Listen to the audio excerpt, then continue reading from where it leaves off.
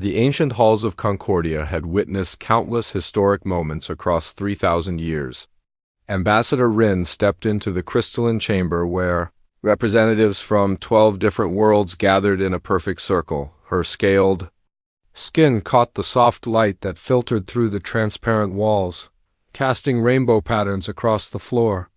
Today would mark another turning point in galactic history. The discovery had come through routine monitoring stations positioned along the outer rim of known space. Radio signals, primitive but organized, had been detected from a small yellow star system. The signals carried mathematical sequences, music, and what appeared to be attempts at communication. After decades of observation, the Watchers had confirmed their suspicions.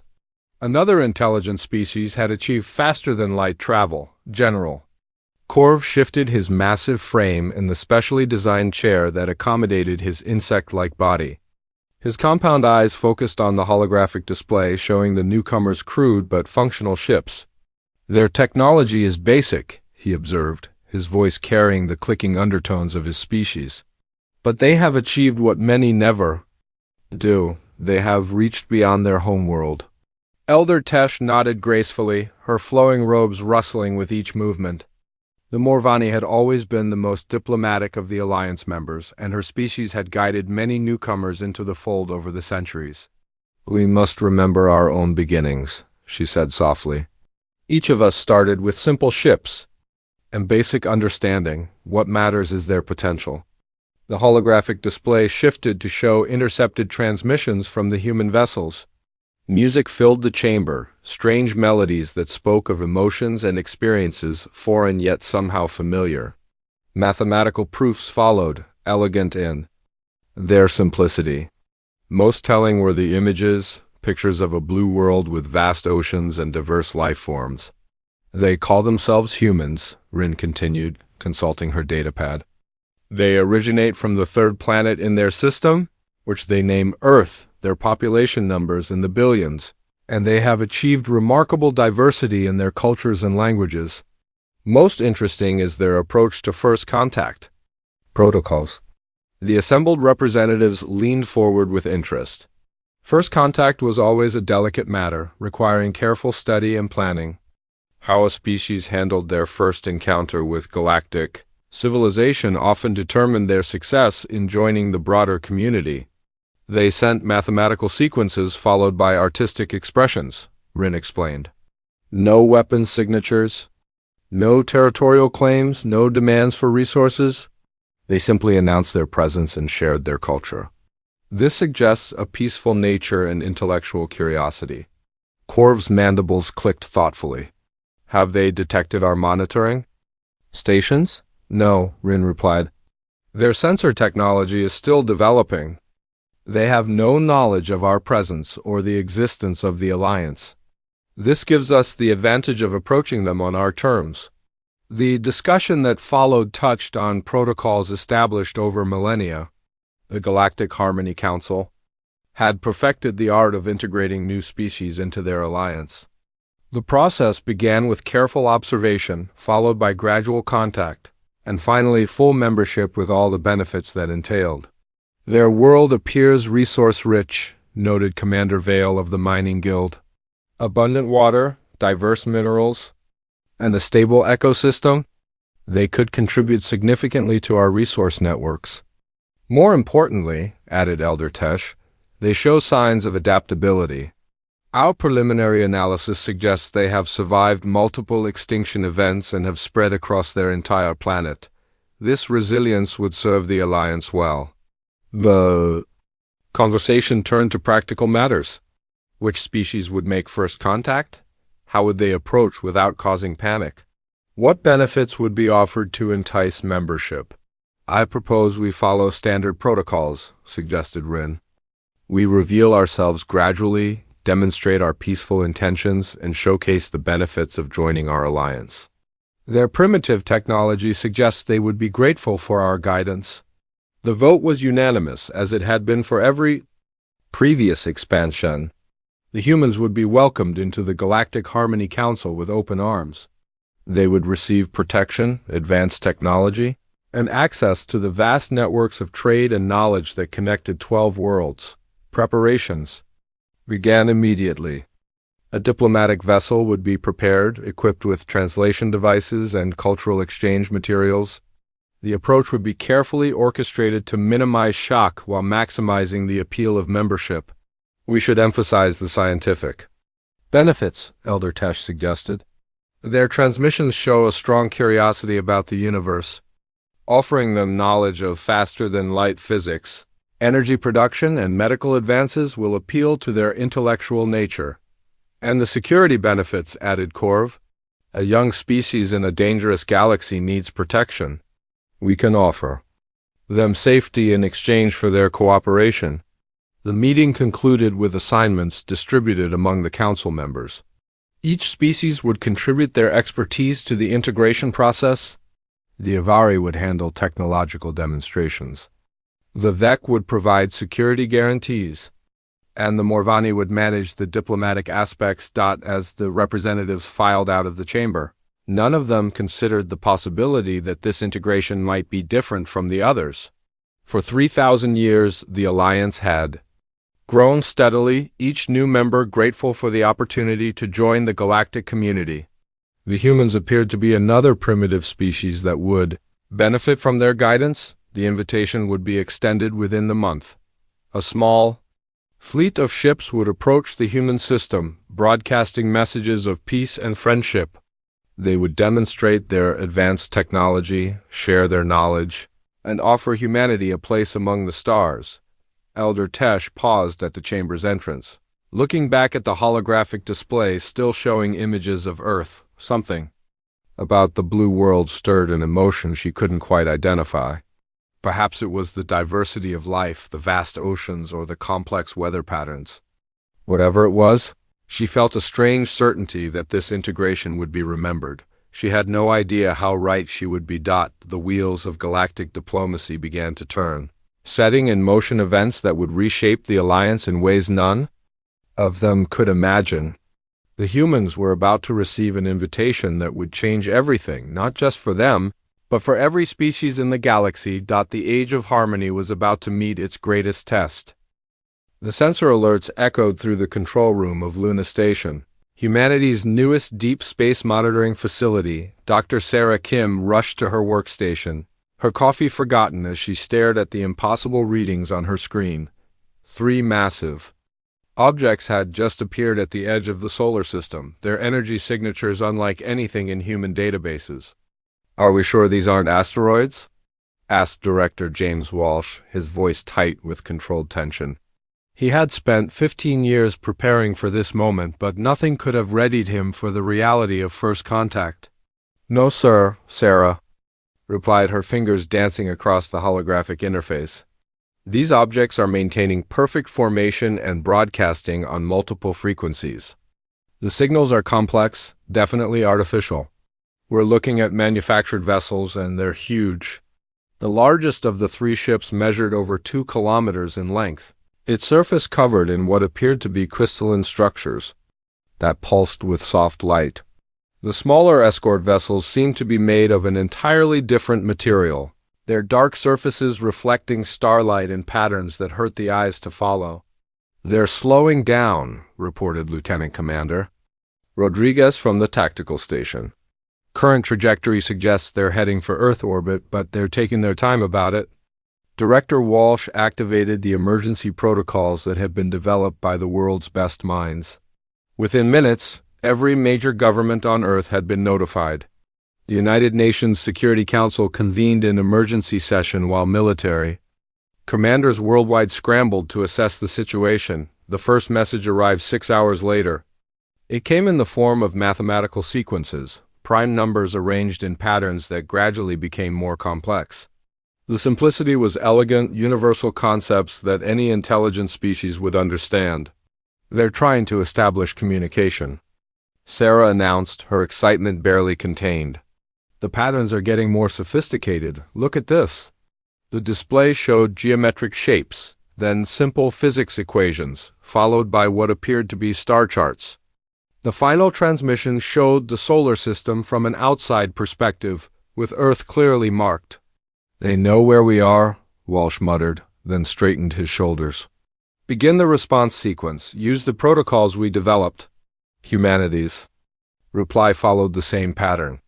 Mathematical concepts led to physics demonstrations, followed by images of Earth and its inhabitants.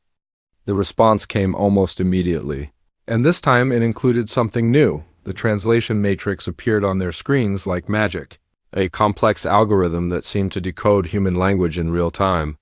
When the first words appeared, the entire control room fell silent. Greetings, people of Earth. We are representatives of the Galactic Harmony Council. We come in peace, seeking dialogue and friendship. The voice that followed was clearly artificial, but the warmth in its tone was unmistakable.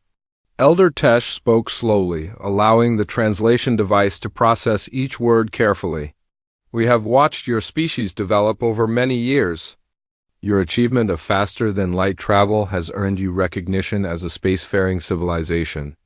We offer you the opportunity to join our alliance, to learn from our combined knowledge and share in our prosperity. The negotiations that followed lasted 3 months. Representatives from Earth met with the alien delegation in neutral space aboard a specially constructed facility that accommodated both human and alien physiologies. The humans were overwhelmed by what they saw. The Avari demonstrated technology that seemed to bend the laws of physics. Energy production that could power entire continents from a device no larger than a briefcase. Medical scanners that could detect and cure diseases at the cellular level. Transportation systems that could move people and goods across vast distances instantly. Your species shows remarkable potential, Rin told the human delegation during one of their sessions. You have achieved spaceflight despite numerous challenges. Your diversity of thought and culture would be valuable additions to our alliance. General. Korv presented the military benefits with practiced efficiency. The galaxy can be dangerous for young civilizations. Pirates, hostile species, and resource conflicts threaten isolated worlds. Within our alliance, you would have the protection of 12 established civilizations. The humans were impressed but cautious. Ambassador Lisa Chun, chosen to represent Earth in these negotiations, asked detailed questions about the alliance structure, trade agreements, and membership requirements. What would be expected of us? She asked during one session. What obligations would Earth have to the alliance? Standard contributions? Elder Tesh replied smoothly. Resource sharing, military cooperation during conflicts, and cultural exchange. Nothing that would strain your developing civilization. The demonstrations continued. The aliens showed them worlds that had been transformed from barren rocks into garden paradises, cities that floated in the clouds of gas giants, industrial complexes that could manufacture anything imaginable from basic elements. This could be humanity's future, Rin explained as they toured a holographic recreation of Concordia. Technology that eliminates scarcity, medicine that extends lifespans, and the security of knowing you are not alone in the universe. The human delegation was divided. Some saw the obvious benefits of joining such an advanced alliance. Others, worried about the long-term consequences of becoming junior partners in a galactic civilization. We need time to consider, Ambassador Chun announced after the 3rd month of negotiations. This decision will affect every human being who will ever live. We cannot make it lightly. Of course, Elder Tesh agreed. But do not take too long. The galaxy moves quickly and opportunities like this are rare. The humans returned to Earth with their heads spinning from everything they had seen. The debates that followed were intense and passionate. Scientists argued for the incredible technological advances they could gain. Military leaders worried about humanity's ability to maintain independence. Philosophers questioned whether joining such an alliance would fundamentally change what it meant to be human. In the end, the decision was made by a simple vote. The United Nations General Assembly, representing all of humanity, voted to accept the alliance's invitation. The benefits were too great to ignore, and the risk of remaining isolated seemed greater than the risks of joining. The ceremony was held in orbit around Earth, with representatives from all 12 alliance species present. Ambassador Chun signed. the accords that would make humanity the 13th member of the Galactic Harmony Council. "Welcome to the galactic community," Elder Tesh said as the documents were sealed. "We look forward to a long and profitable relationship." The celebration that followed was broadcast to every nation on Earth. Humanity had taken its first step into a larger universe, joining an alliance that had maintained peace and prosperity for 3,000 years. None of them realized that they had just set in motion events that would destroy that same alliance within a single year. The gleaming corridors of New Geneva Station buzzed with activity as humanity's first joint research facility with the Galactic Harmony Council reached full operation.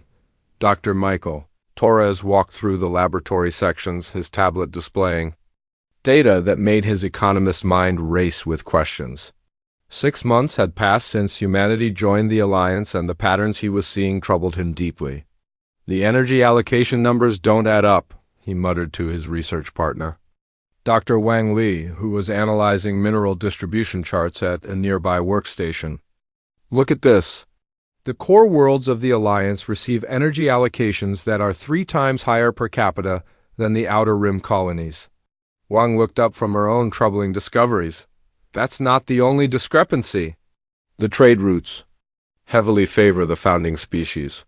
Raw materials flow from the newer member worlds to the core, while finished goods flow back at prices that seem artificially inflated." Their conversation was interrupted by the arrival of Rin, who had been assigned as their Avari liaison. Her scaled features showed what might have been irritation, though human understanding of Avari emotions was still limited. "Your species asks many questions," she observed, her voice carrying undertones that the translation device couldn't quite capture. "This is unusual among new Alliance members." "Questions are how we learn," Torres replied diplomatically. "We're simply trying to understand how the Alliance functions so we can contribute effectively." "The Alliance has functioned successfully for 3 millennia, Rin stated. "These systems have been refined over countless generations. Perhaps your energies would be better spent on implementing the technologies we have shared rather than questioning proven methods." After Rin left, Torres and Wang exchanged glances. The implied criticism was clear, but it only strengthened their resolve to understand the true nature of the alliance they had joined. Their investigation expanded as more human scientists and economists arrived at the station. Captain Emma Rodriguez, assigned as military liaison, brought her own disturbing observations from the joint training exercises. "The battle formations don't make sense," she explained during an informal meeting in the station's recreation area. "The newest Alliance members are always placed in the most dangerous positions. The Kaleri, who joined just 50 years ago, suffer casualty rates that are 5 times higher than the core species. Have you raised this with the military commanders?" Wang asked. "I tried," Rodriguez replied grimly. General Korv explained that newer members need more combat experience, but the math doesn't support that explanation. The positioning patterns suggest the newer species are being used as expendable forces. The humans began to network with representatives from other Alliance species, particularly those who had joined more recently. The conversations were carefully conducted in private, away from the monitoring systems that seemed to be everywhere on Alliance facilities. Engineer Park from the Kaleri delegation confirmed their suspicions during a quiet discussion in the hydroponics. "Bay. Your species asks the same questions we had when we first joined," he said, his crystalline features reflecting the grow lights. "We were told these concerns would be addressed as we gained experience within the Alliance." "And were they?" Torres asked. "No," Park replied simply. "We learned to stop asking." The pattern became clearer as the humans dug deeper into the Alliance's structure. The founding species, the Avari, Vec, and Morvani, controlled the major decision-making bodies. Newer members had representatives on various councils, but their voting power was limited and their influence. Dr. Torres made a breakthrough when he gained access to the Alliance's historical databases. The records painted a picture that contradicted everything they had been told about the Alliance's peaceful expansion. "Look at this," he told the growing circle of human investigators. The Alliance has engaged in 47 military conflicts in the past 1,000 years. In every case, the enemy was a species that had refused to join the Alliance voluntarily.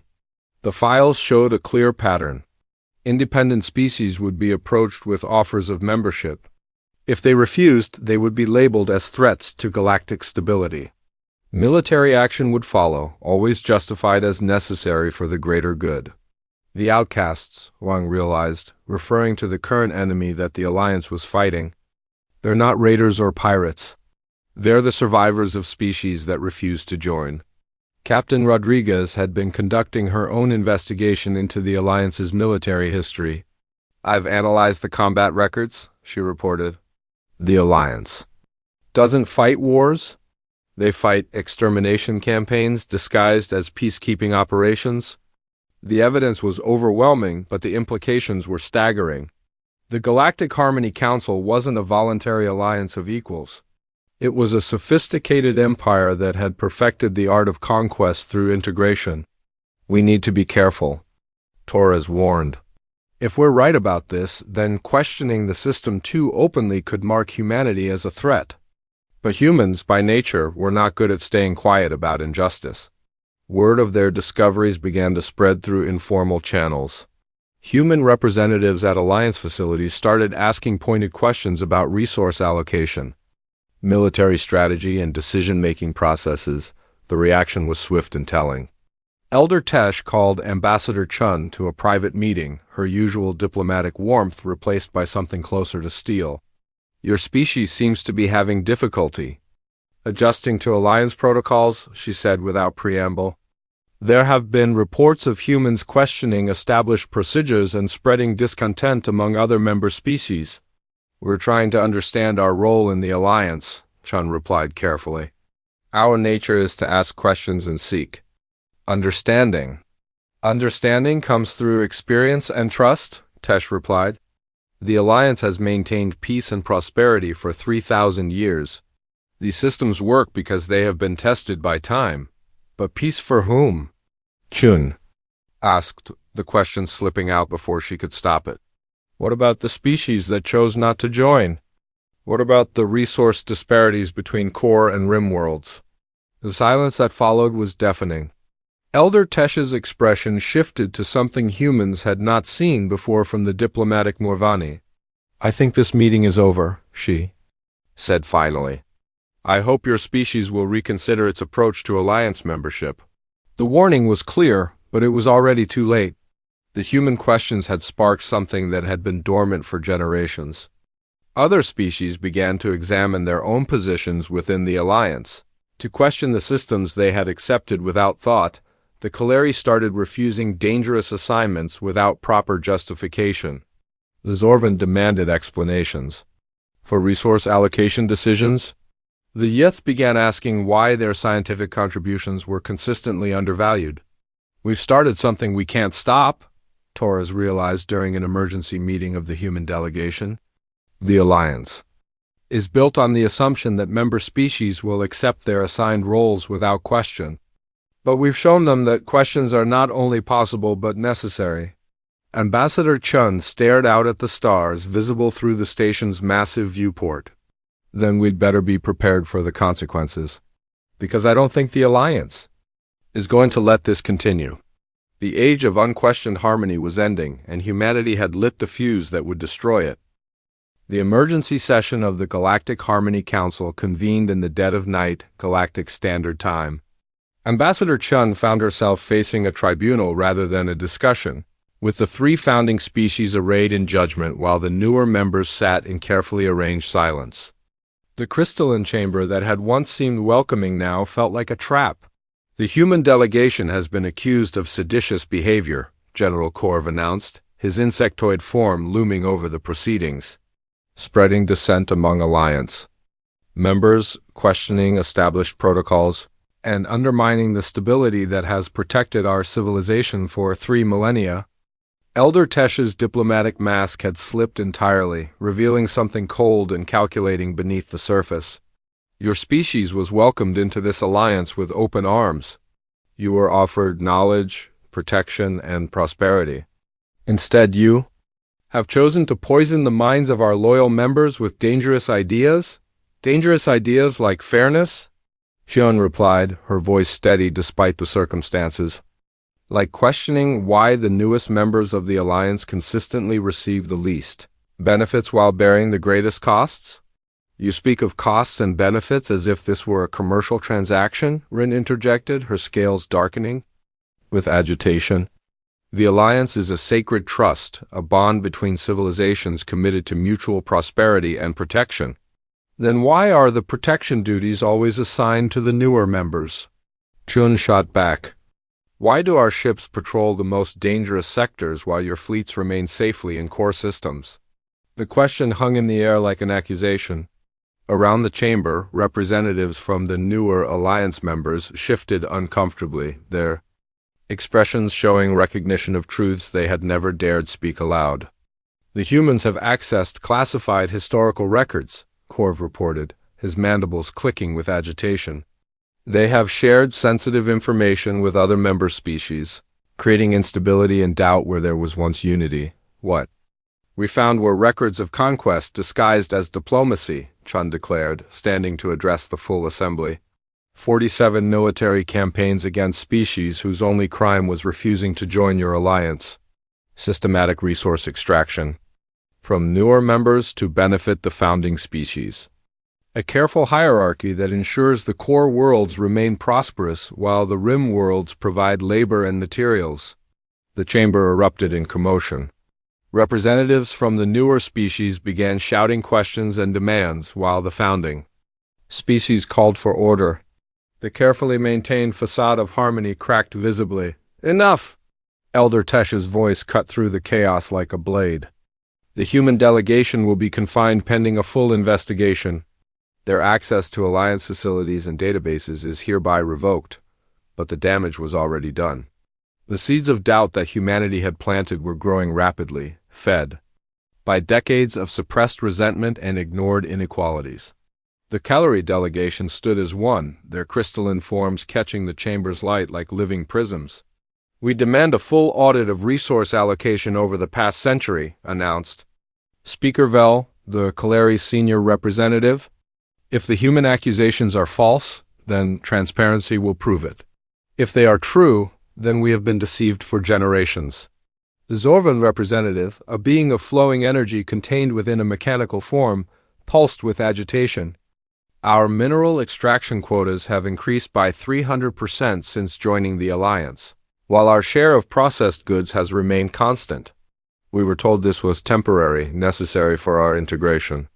That was 50 years ago. More voices joined the growing chorus of dissent. The Yith, renowned for their scientific achievements, revealed that their research had been consistently appropriated by the founding species with minimal credit or compensation. The Multi complained about military assignments that seemed designed to reduce their population rather than defend Alliance territory. Order! Korv bellowed, but the word had lost its power. The careful control that had maintained Alliance stability was breaking down in real time. Chun found herself at the center of a storm she had never intended to create. The human delegation was quickly surrounded by Alliance security forces, but the damage was spreading faster than it could be contained. You have no idea what you have done, Rin hissed at Chun as the guards moved to escort the humans from the chamber. This alliance has prevented wars that would have consumed entire star systems. The stability you are destroying has saved billions of lives. Stability built on lies and exploitation, Chun replied. That's not peace, it's oppression with better marketing. The confrontation escalated when the Vec military commanders realized that their own forces were divided. Younger officers, many from newer member species, began questioning orders that had once been followed without hesitation. The revelation that they had been used as tools of conquest rather than defenders of justice shattered their loyalty, Commander. Tal of the Vec Third Fleet transmitted a message that would be remembered as the moment the Alliance truly began to fall apart. I refuse to participate in further military actions until a full investigation is conducted into the Alliance's true purpose and methods.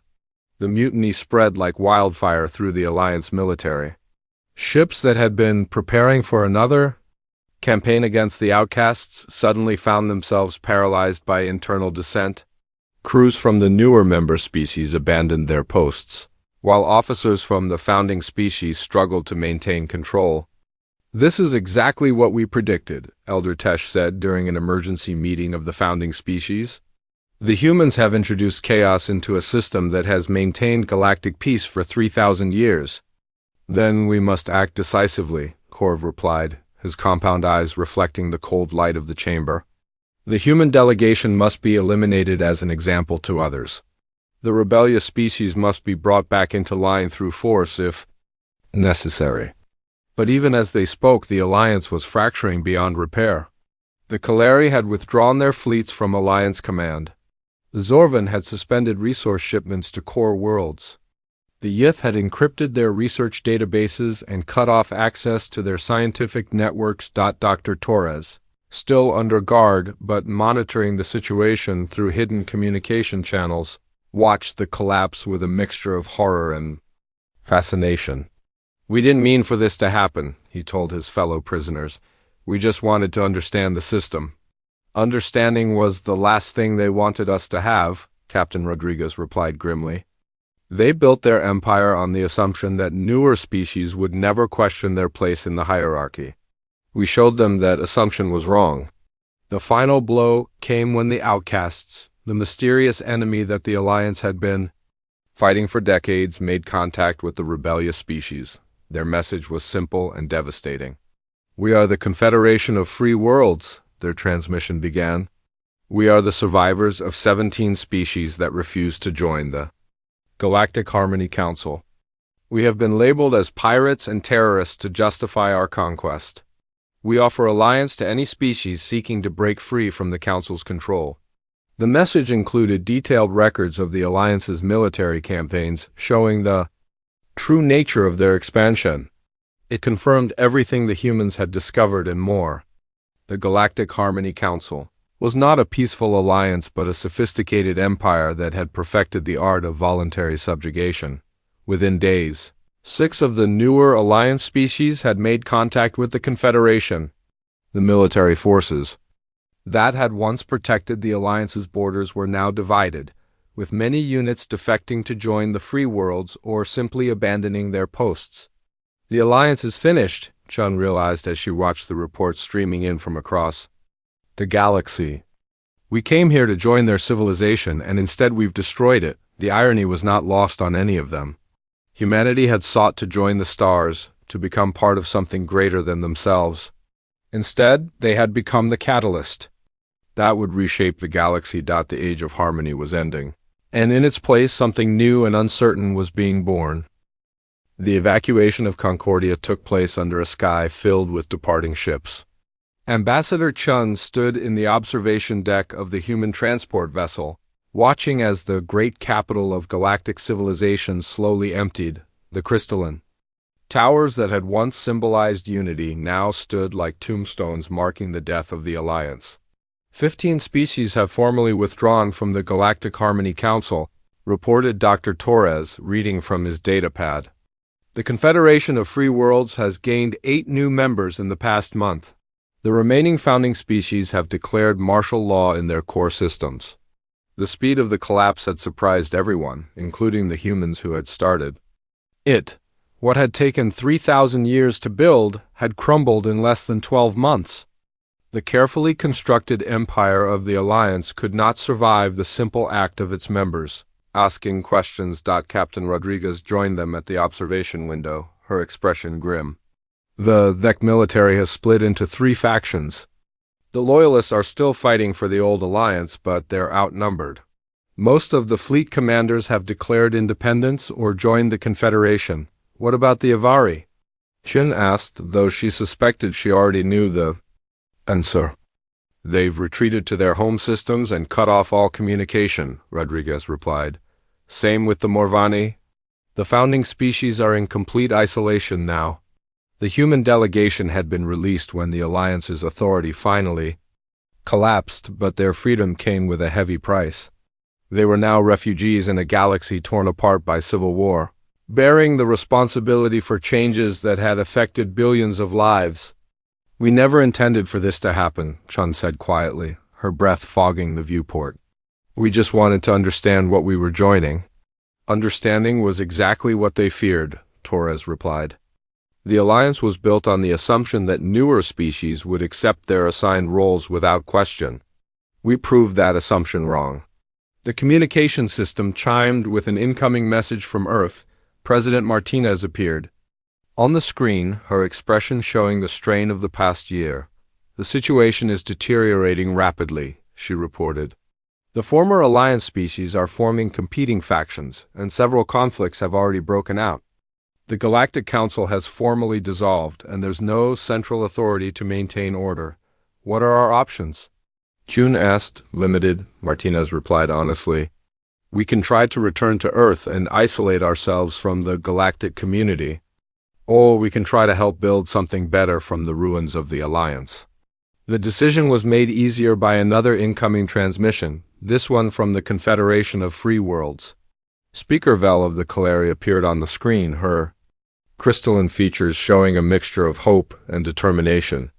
"The Confederation is convening a constitutional assembly," she announced. "We're inviting all species interested in forming a new galactic government based on equality and mutual respect. Your species played a crucial role in exposing the truth about the Alliance. We would be honored to have humanity's input in building something better." The offer was tempting, but Chun had learned to be cautious about galactic politics. "What guarantees do we have that this new confederation won't eventually become another empire?" "None," Vel replied honestly. "But we can build in safeguards. Checks and balances that prevent any single species or group from dominating the others. Your species has shown us the importance of questioning authority. We want to institutionalize that skepticism." The months that followed were chaotic but hopeful. The Constitutional Assembly brought together representatives from 23 species, including several that had never been part of the old alliance. The debates were intense, sometimes heated, but they were conducted in the open with full transparency. Humanity's contribution to the new government was uniquely valuable. Their outsider perspective and natural skepticism helped identify potential problems before they became embedded in the system. The concept of checks and balances, drawn from human political theory, became a cornerstone of the new confederation's structure. No single species can hold more than 20% of the seats in the governing council, Sean explained during one of the assembly sessions. Decisions require approval from multiple committees with rotating membership. Most importantly, any species can call for a full audit of government operations at any time. The former alliance species were not entirely forgotten. The Avari, Thek, and Morvani were offered membership in the new confederation, but on equal terms with all other species. The offer was rejected, but the door remained open for future negotiations. "They're too proud to accept equality after 3 millennia of dominance," observed Dr. Wang, who had become the chief architect of the new economic system. "But their isolation won't last forever. Eventually, they'll need to interact with the galactic community again." The new confederation was far from perfect. There were still conflicts between species, still economic disparities, and still the occasional crisis that threatened stability. But there was one crucial difference. When problems arose, they were discussed openly rather than hidden behind diplomatic facades. "We've created something unprecedented," Torres realized during one of the early Confederation meetings. "A galactic government that actually expects to be questioned and challenged by its own citizens." The transformation wasn't limited to politics. The fall of the Alliance had triggered a renaissance of scientific and cultural exchange. Species that had been isolated by the old hierarchy began sharing knowledge freely. The Yith's research was no longer appropriated by the founding species. The Kaleri's manufacturing techniques were shared with anyone who needed them. "This is what the Alliance claimed to be," Chun observed as she watched a joint scientific expedition prepare to launch. Actual cooperation between equals, not domination disguised as harmony. The human role in galactic civilization had stabilized into something unexpected. They were not conquerors or leaders, but catalysts and questioners. Their natural skepticism had become a valuable resource, sought after by other species who wanted to avoid the mistakes of the past. Earth has received formal requests from 12 different species asking for human advisors, President Martinez reported during one of their regular communications. They want us to help them examine their own government systems for hidden inequalities. The irony was not lost on Chun. Humanity had joined the galaxy seeking wisdom and guidance from more advanced civilizations. Instead, they had become the teachers, sharing the simple but powerful lesson that questions were not threats to be suppressed, but tools for building better societies. The old Alliance worlds were slowly recovering from the collapse. Some had joined the Confederation, others had formed smaller regional partnerships, and a few had chosen isolation. But all of them had been forever changed by the realization that their systems could be questioned and improved. We didn't destroy the Alliance, Chen realized as she prepared her final report on the events. We revealed that it had destroyed itself long ago. The harmony they claimed to maintain was just the silence of the oppressed. The galaxy was louder now, messier, and more chaotic than it had been under the Alliance's rigid control.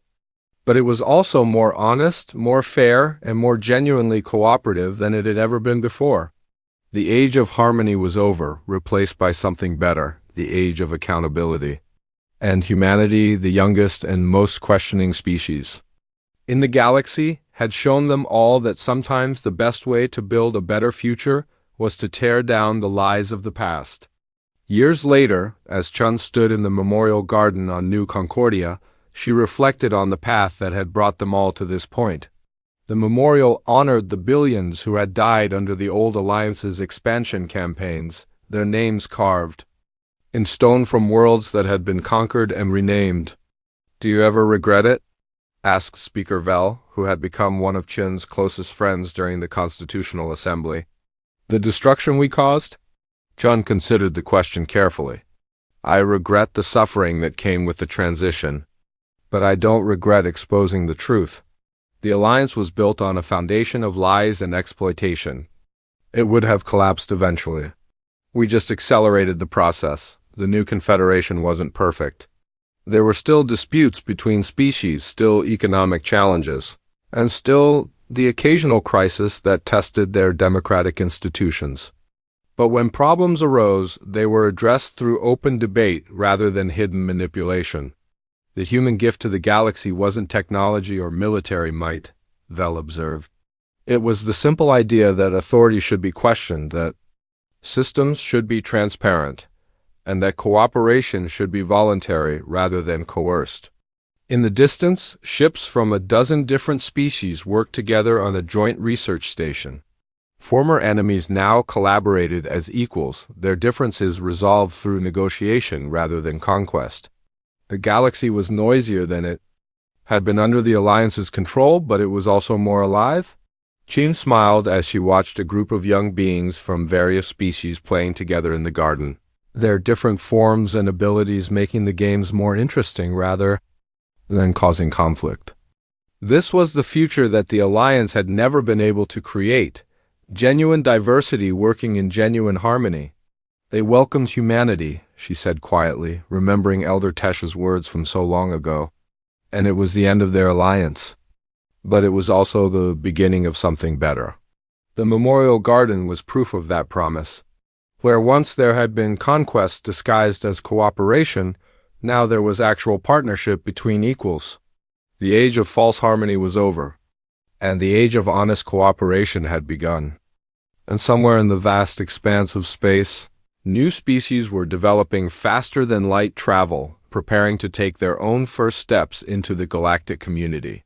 When they arrived, they would find not an empire waiting to absorb them, but a confederation ready to welcome them as equals. The humans had kept their promise, even if they hadn't known they were making one. They had asked the difficult questions, challenged the accepted truths, and shown the galaxy that sometimes the greatest service you can provide is to reveal the bars of the cage that others have learned to call home.